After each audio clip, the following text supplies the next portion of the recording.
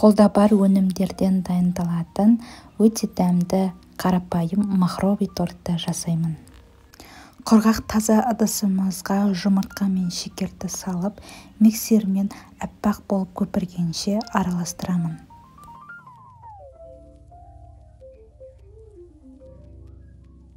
Келесі сұйық майды құямын. Ұн мен қопсытқышты електен өткізіп, силиконды күрекшемен араластырамын. Осы мезетте пешімізді қосып дайындап қоямыз. Пергамент қағазы төселген формамызға тестімізді құямын. 180 градуста 30-35 минут пісіремін.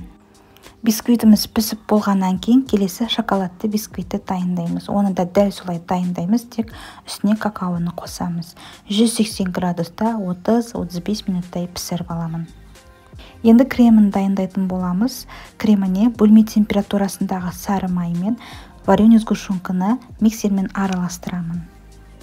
Енді піскен бисквиттерімізді ортасынан теңдей етіп кесіп аламын. Бисквитіміздің ортасындағы артық бөліктерін қолымызбен осылай жинап аламыз. Бұл қазір бисквитімізді бетіне жабуға керек болады.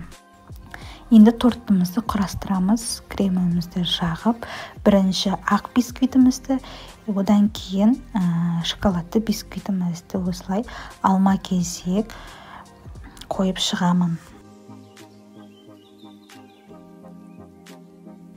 Қалған кремімізбен тортымыздың жан-жағына жағып шығамын.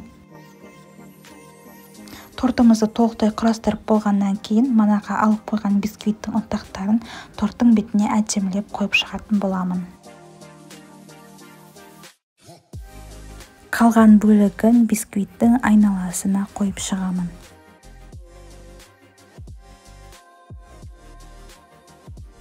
Осымен біздің тортымыз дайын, өте қарапайым, қолда бар өнімдерден дайындалады.